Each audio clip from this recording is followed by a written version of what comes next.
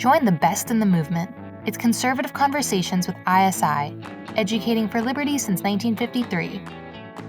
Welcome back. You're listening to Conservative Conversations with ISI, and I'm joined today by Dr. Khalil Habib, who's one of my favorite professors that we work with at ISI. He's a professor at Hillsdale College, and we are talking about Baron Montesquieu as well as David Hume, and I think we'll get to Edmund Burke if we've got time, but lots to cover. Dr. Habib is one of our all-star professors, and he's going to be at our honors conference. So, Dr. Habib, thanks for coming on the podcast. It's always an honor. Thank you for that extremely exaggerated introduction, but thank you very much. Oh, it's not exaggerated at all, and I didn't even mention your books and your illustrious scholarship, any of that. Well, we have time if you want to go into that. We'll get that at the end. But I actually want to ask you, we are living in a crazy time at the moment. Just this past week, in which the context in which we find this recording, President Trump was almost killed. Joe Biden is now widely speculated to drop out of the for the nomination, and JD Vance was selected as the vice president. We just had the RNC, and I know as you're a scholar, philosopher, politics professor, but as a citizen and as someone who's engaged in the sort of day-to-day things as well, I'm just wondering what your perceptions or kind of where you think we are, and you might be able to tie it back to some sort of more deep anchoring principles of political life. Well, I think this is the worst I've ever seen politics in this country, and it's extremely sad to see that we have reverted to some kind of uncivilized way of dealing with political differences. I'm reminded, actually, of Abraham Lincoln's many speeches about how we don't take care of matters with bullets, we take them through the ballot box. And it strikes me, regardless of whether it was a lone shooter, a whack job, some kind of sinister plot, it doesn't make a difference, it's irrelevant. The country, especially something like the United States, whose principles are founded in an Enlightenment project and a desire to bring differences together through elections and through compromise, to see us stoop to this level is disgusting. Regardless of who the president or the candidate is, no one should be treated like that in this country. Hey there, listener. I wanted to take a quick moment to thank you for listening to Conservative Conversations. This podcast is a production of the Intercollegiate Studies Institute, and our mission here at ISI is educating for liberty. If you'd like to join us in fulfilling our mission, consider helping us by rating and reviewing this podcast on Apple Podcasts, Spotify, or wherever you listen, to help us reach more listeners like yourself. Now, back to the show. Yeah, that's a great insight, I think, and I feel the same way.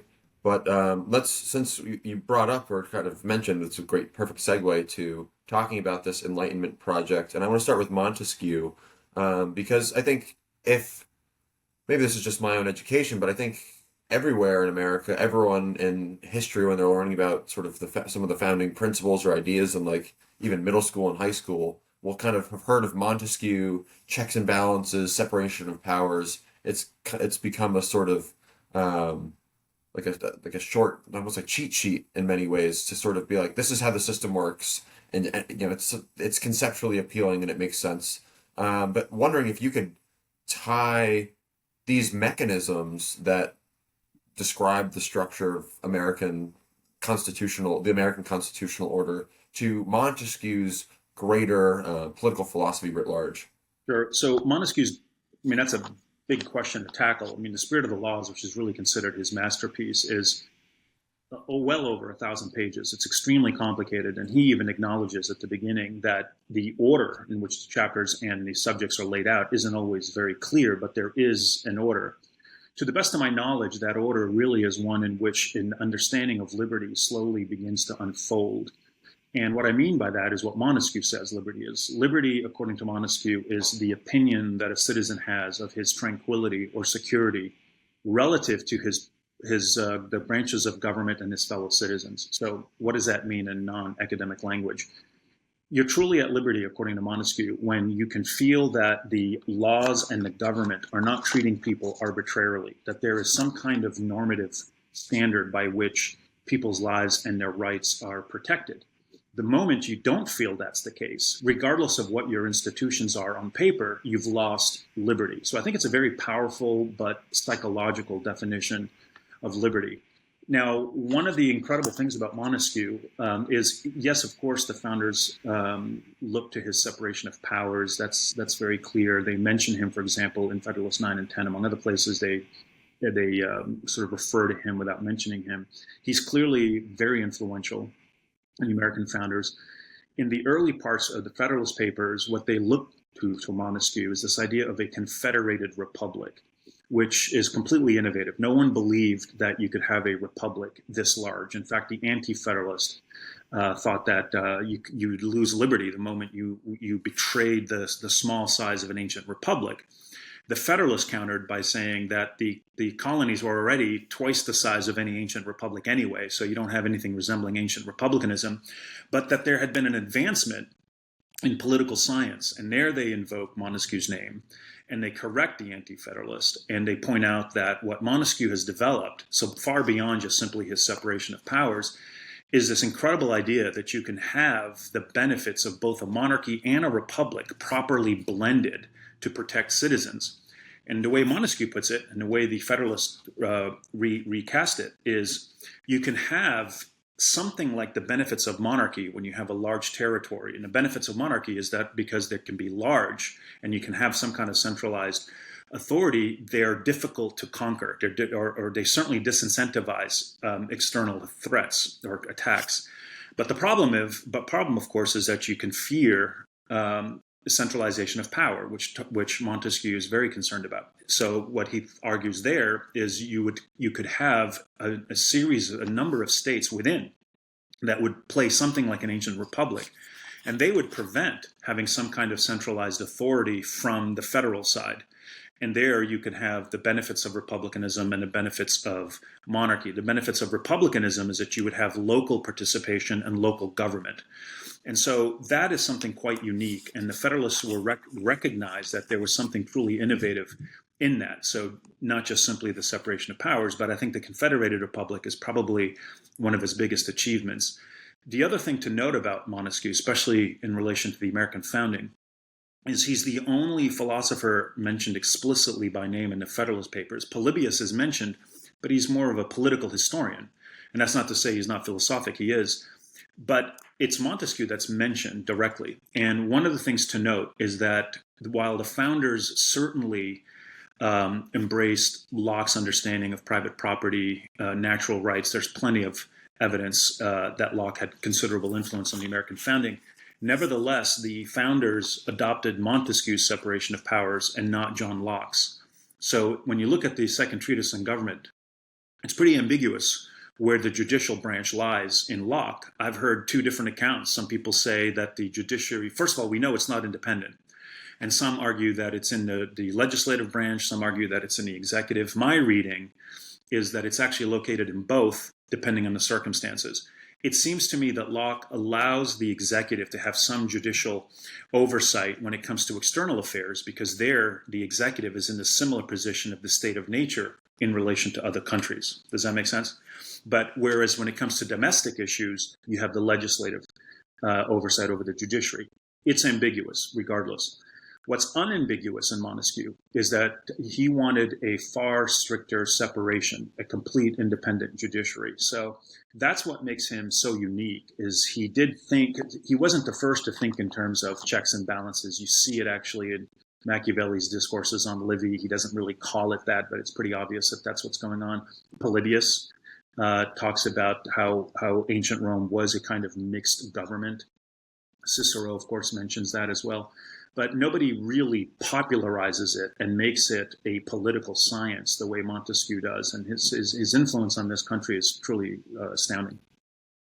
Yeah, I mean, I think the extended republic is a marvelous innovation in political history.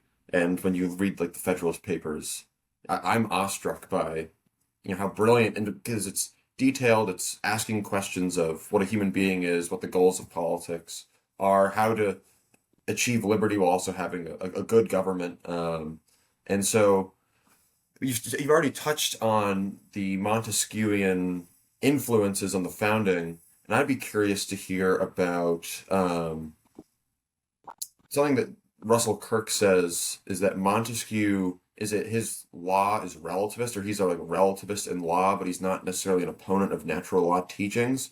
And that jumped out Mhm. to me because my reading of the founding is that it's not a relativist project or some sort of like expressive individualism is not the goal of the constitutional project that the founders set out. So I'm wondering if you could tease that apart, this claim by Kirk, maybe put it in more context of what he's saying about Montesquieu and its relation to the founding as well. Sure. Well, I believe the passage that you're referring to is in chapter 10 of Roots of American Order.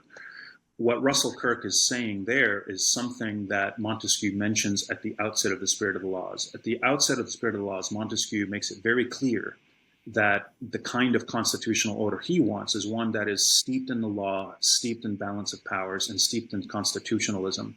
However, he's famous for saying that the Constitution should be relative to the people and to its place. So what he's saying is not that human nature is relative or that he's a relativist, but you wouldn't expect a separation of powers or separation of church and state in a theocracy any more than you would expect a theocratic institutional form of government in a liberal democracy.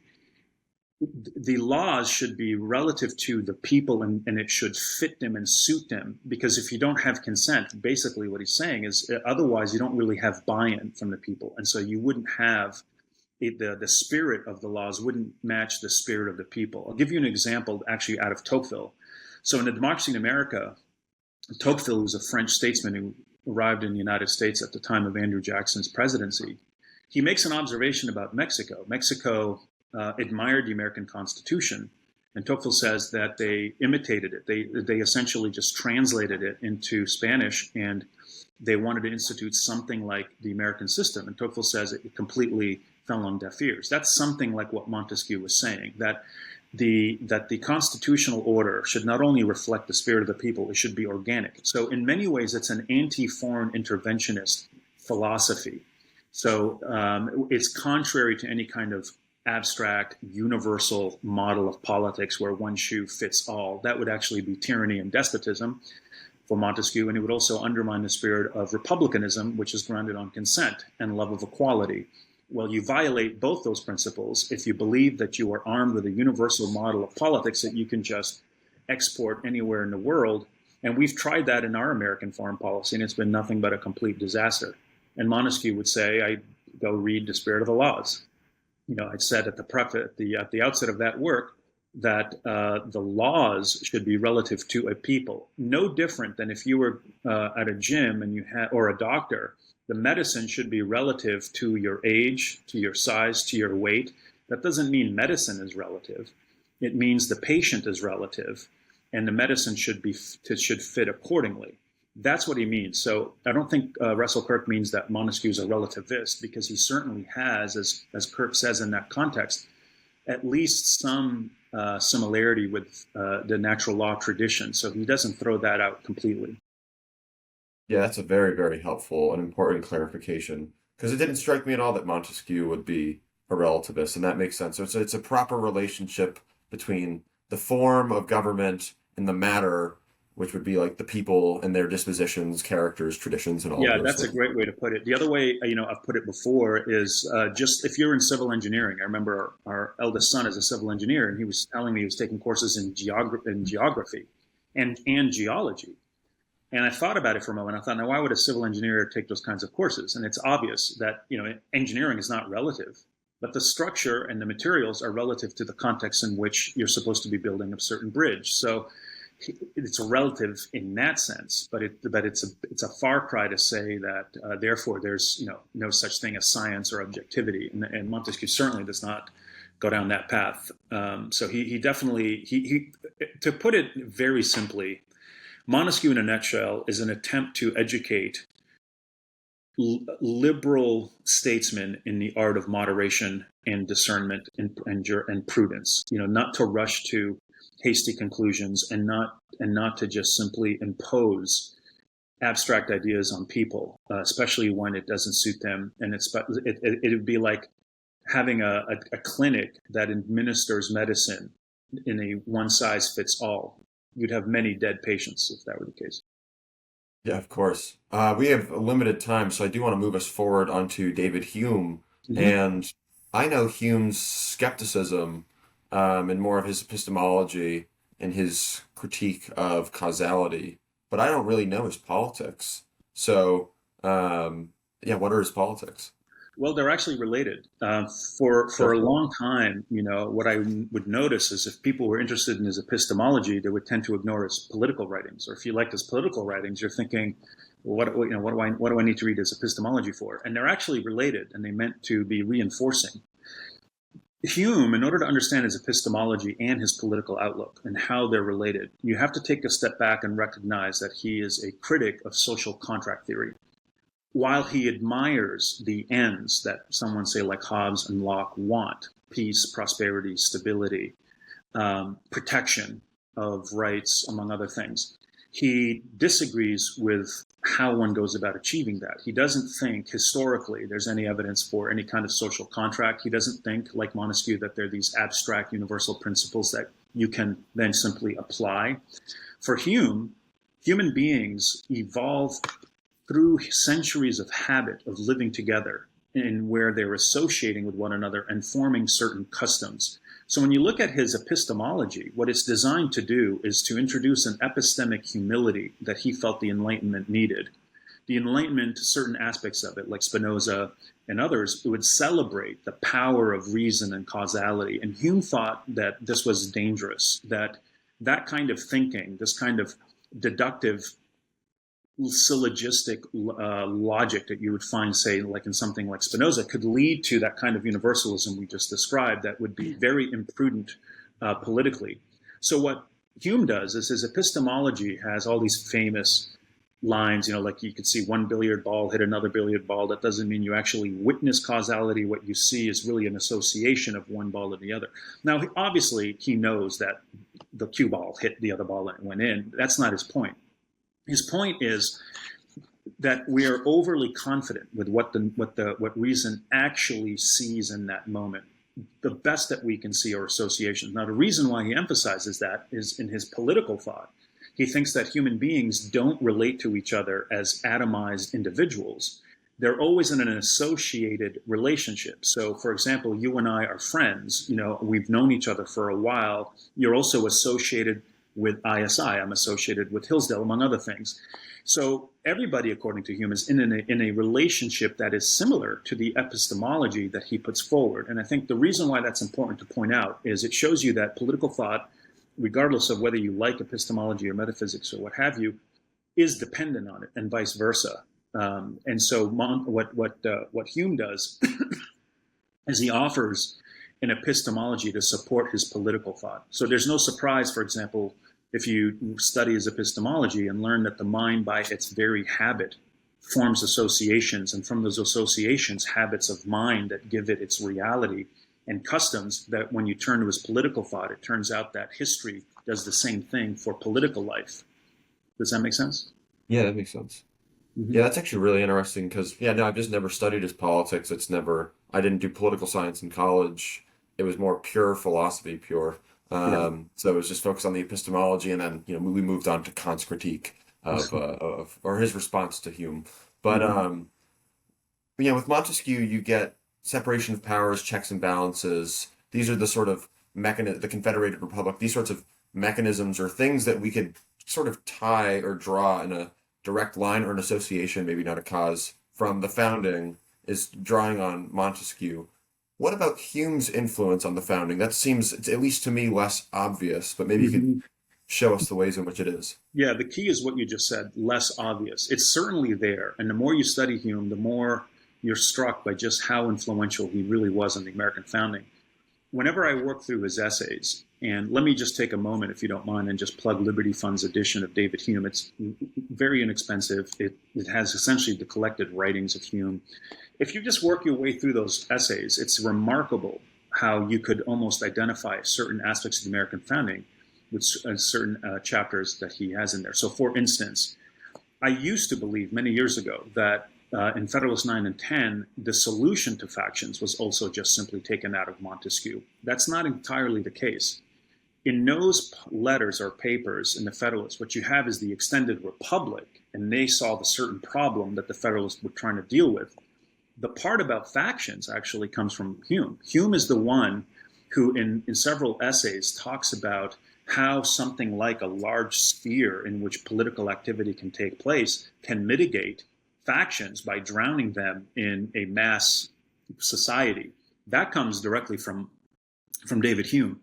The other aspect of David Hume that I find throughout many key parts of the American founding is, unlike Montesquieu, he doesn't cave entirely to theories about the climate and geography limiting human beings and politics. So if you read Montesquieu's Spirit of the Laws, you're struck by the incredible effect and power that climate geography plays in human life. It almost governs, it seems like. And many people, including a friend of mine, Bill Allen, who's got a new translation of Montesquieu and a new interpretation that's coming out, actually has come out. So people like Bill and Tom Pangle and others are always trying to think about what exactly does this all mean? I mean, does Montesquieu cave to a certain kind of material determinism? I mean, what happens, for example, to the role of statesmanship and prudence, which clearly Montesquieu also praises and regards very highly. In Hume, you see a direct rejection of all of that, which is striking. So unlike Montesquieu, Hume just comes out and flatly denies that climate really plays any kind of role at all. Or if it does, it's very marginal. What's interesting about that is one can then argue that in Hume, you have a far greater place and space for statesmanship and political life than you actually might find in Montesquieu. The other aspect of Hume that I find, not so much across the board, but certainly in men like Thomas Jefferson and Madison, is Hume's skepticism about religion and religious toleration. Most of the founders, as I'm sure you know, were very devout Christians, and they wanted there to be religious liberty so that they could exercise their right to practice their religion. And every state had a state religion except for Virginia, largely because Jefferson and Madison prevailed over public opinion. And what I see there, although they don't mention him directly, is something akin to Hume's attitude and skepticism about religion. And the reason why I say that is because quite often someone like Jefferson is associated with Rousseau. He is to some extent. But on this question, not really, because even Rousseau, as wacky as many of his ideas are, still had a place for civil religion, at least. But it seems to me those two in particular perhaps had taken something of Hume there. One last thing, sorry. I mean, I could go on and on about Hume's influence on the founders, and I will at the honors program. The Federalists' suspicion that commerce was some kind of panacea to solve problems and that somehow commerce will soften mores and make people more peaceful, that's Montesquieu's claim, and it's throughout the Spirit of the Laws. Hume rejects that completely. So I thought that was another interesting aspect, that if you look at these two thinkers, they share a lot in common, Hume and Montesquieu. But Hume is not as optimistic about commerce having that activity, having that effect, rather. So anyway, that's just off the top of my head, certain differences between them, and also certain contributions I believe Hume has made in the American founding. Maybe I could bring us back to that question of climate, soil, geography, because Federalist 2 talks about that and how the topography, the geological makeup is almost divinely and providentially a hint or a nudge to bring the various states together into a more firm union rather than just a confederacy. Yeah. And then also on the flip side of that, later, Henry Clay talks about how the soil and the climate, if not for internal improvements which bring the country together, will naturally actually drift the nation apart. I actually think those two things aren't in tension so much as they go together. I don't think Clay's doctrine is a repudiation of Federalist 2. But I'd be curious also with what we were talking about earlier with Montesquieu and what we might call like foreign policy, like restraint as opposed to having a more adventurous internationalist perspective of trying to export democracy around the world. For Hume, if statesmanship and prudence take priority and precedence over maybe the limits imposed by geography, the sort of material reality. What's the tension, if any, between Montesquieu and Hume on questions of foreign intervention or the ability to spread ideas or spread the nation, maybe not only westward when we talk about westward expansion in America, but also back through Europe, the Middle East, Africa, Asia, what have you? Yeah, that's a great question. Hume was not a fan or advocate of empire. I'll probably select some readings for the honors program this summer to go into specifically why. But chief among them is he was a student of ancient Rome, and he believed that when ancient Rome, became an empire, the abuses of leadership were immense. And here he actually follows Montesquieu. I mean, in Montesquieu's book on Rome, he notes that once Rome became an empire, more loyalty was to the military and to law enforcement agencies than they were to the Roman citizens. And what happened was a divide between those who were tasked with protecting and expanding Rome and those who were citizens of Rome. They eventually cannibalized their own. And Montesquieu attributes that to a variety of things, but chief among them, Rome achieving a level of empire. And Hume seems to follow in that footsteps. They're both against that, to be sure. I want to go back, though, to that point you made about Federalist 2, because by John Jay. I think that's an incredibly important question.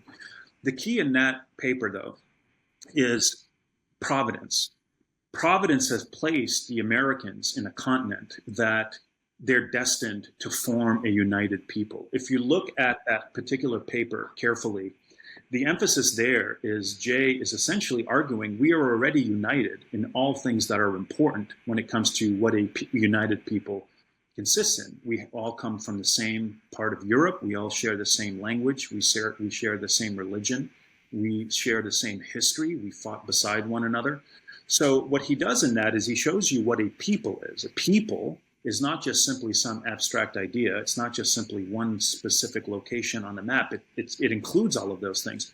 But what he's showing you in that particular paper is that they're already united in the most meaningful way that cannot be manufactured. That stems really from their cultural inheritance and their experience. And it's not mutually exclusive to the principles of the American founding. But in that particular paper, he's trying to show us what a united people looks like and what it's based upon. The way to think about that paper is to just reverse it. What if the Americans all spoke 1,001 different languages? And what if they had 1,001 different histories and peoples and ethnicities? Could you have a united people? I think the obvious answer would be no. And when Montesquieu also looks at Rome and he starts to try to figure out when did it really begin to collapse, first and foremost, when it became an empire, the expansion was just too big and it destroyed its sense of purpose and unity. And two, as a result of its expansion, it had 1,001 different languages and peoples within it. He said that there was no way to ever form a national project anymore, any kind of unity in belief in certain principles. There were just too many cooks in the kitchen. So I think that's what Federalist Paper 2 and what Hume and Montesquieu's reservations are about imperialism, I think, share in common. That's good. And I think that gets us to question of the social contract, and maybe Hume and Montesquieu's critiques of it, because I mean, America, like I'm sympathetic to the idea that America is a social contract in the sense of sort of social contract theory. People have bonds to each other in the state of nature or in a pre-political state, but they still have bonds and obligations, but they need to be formalized or made coherent in some way, and that's the bringing of a people together. And I more or less see that that's what the Constitutional Convention was, and that's what the first attempt was at the Articles of Confederation, and it was insufficient for the articles were insufficient for what they were going for, what was needful. And so that's my kind of read on it. It's not just simply taken out of John Locke's theory, but if we see the state of nature internationally, like it kind of like the theory or the ideas that we talk about make sense to me, and I'm wondering the limitations that Hume and Montesquieu want to impose on that? Is it the sort of more Burkean skepticism of philosophical abstraction? Is it they want to emphasize more the organic nature of things rather than government Yeah, being? I think that's a great question. And by the way, for whatever it's worth, I agree with you. I think the American founding is extraordinary, and I don't find it problematic at all. But with respect to your question, we want to be very careful about what exactly Hume and Montesquieu objected to in the social contract tradition. Go for It's it. not that they objected to the ends that Hobbes and Locke and other social contract thinkers wanted, which is to say peace and prosperity, protection of civil liberties and rights. They're all in the same boat. The question um, is it comes down to their unique human moral anthropology, and they're different. Locke thinks obviously man has a capacity to reason. When he's in the state of nature, he can actually discover through his own reason the natural law, the natural rights. You don't really get that in Hume. You don't really get that in Montesquieu so much. One of the ways you can look at them, the Hume and Montesquieu, is there really isn't a state of nature per se. There is at the very beginning of the Spirit of the Laws, but it's so brief and it's very different from what you find in Hobbes and Locke. In Hobbes and Locke, the state of nature quickly devolves into conflict and war, and it seems as though nature really tends to disassociate us more than it actually associates us. With Montesquieu and Hume, there seems to be a far greater stress on sociality. Human beings actually can overcome whatever fear and reservations quite quickly because they have a natural drive toward certain cardinal goods, like family, procreation, etc., dwellings, in the case of Montesquieu. And so I think what Hume and Montesquieu want to do is they want to think of liberal civil society as something that is organic, that comes from the bottom up, that is developed over a long period of time of experience, so that what you have built into their system is a framework from which you can make very prudential decisions about how to govern, as opposed to something like abstract principles where they can become so dogmatic that you can start claiming rights for anything and anyone, every way of life. And then if everything and everyone has rights, then nobody has rights. It just becomes a dogma, and it tends to undermine prudence. And more than anything, especially if you look at Burke's writings, he felt that that actually would destroy what civil society ultimately is, and that is an organic body of human beings who relate to one another through a rich sense of sentiment. So here, Hume and Adam Smith and Montesquieu and Burke would all be in the same camp. And what reason does, reason really tends to separate human beings. Now, again, it's not explicit in their writings, but it's inferred. And I think what they feel that they're doing is grounding the ends of classical liberalism in sentiment, in something that is pre-rational, as opposed to starting from these broad rational pronouncements. Another way to put it, probably we don't have time to develop it fully, but I probably will at the honors program this summer, is that what I see in Montesquieu and in Hume in many ways is applying Francis Bacon's preference for induction over deduction to politics. So one of the problems that Francis Bacon notes about philosophy is that if you start like Aristotle and Aquinas with these broad, universally accepted moral precepts, and then you have these syllogisms, you don't actually get anywhere. You don't have any kind of advancement. So what Bacon wants is not these universal principles that you begin with, but rather a direct contact with nature, very experiential, very inductive. So when you look at Hume and Montesquieu, and they mention Bacon, and they applaud him and they praise him, their political science and their view of history follows Bacon in that rather than beginning from universal pronouncement about human nature that is just universal and applicable everywhere, they start from where human beings are, and they think from the particular.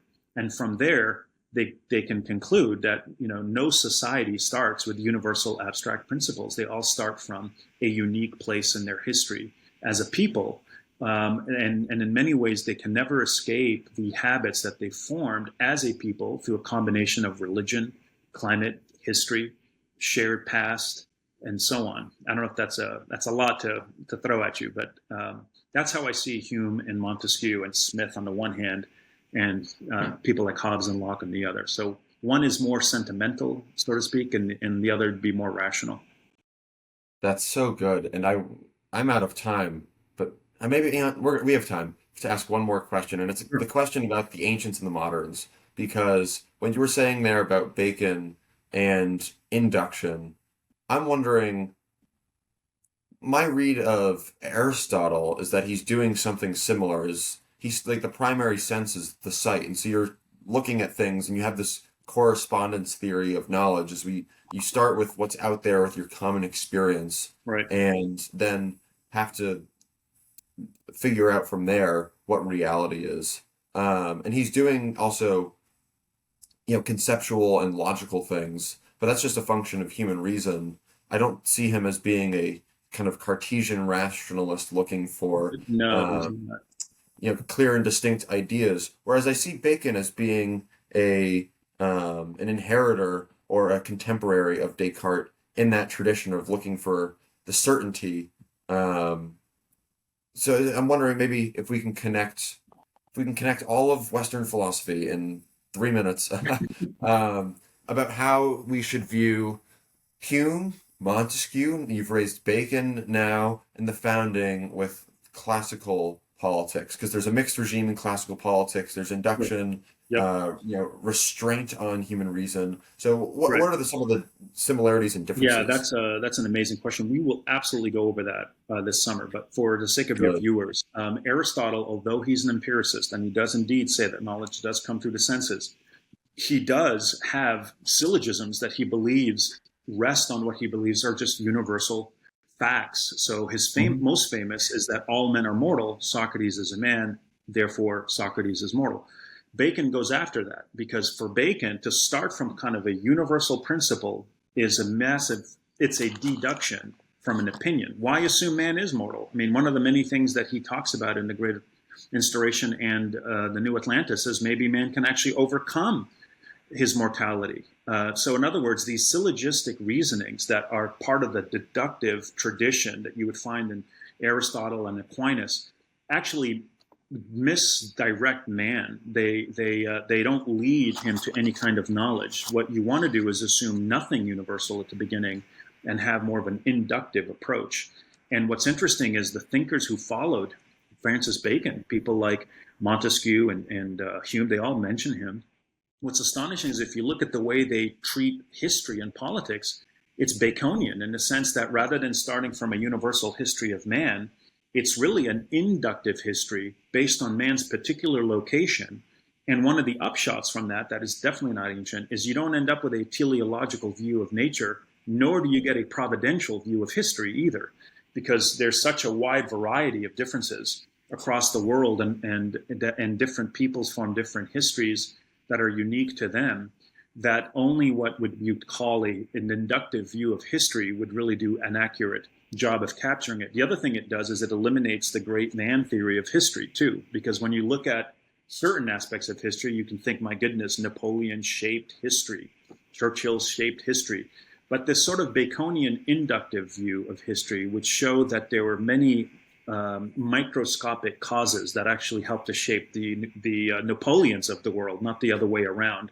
So it sneaks in again a certain kind of humility to politics, but it also really vindicates the man of science above the statesman. And that's what you find in Bacon, and you even find that also in many of Montesquieu's writings as well, especially his speech on the speech is called On the Motives That Ought to Induce Us to the Study of the Sciences. Very Baconian.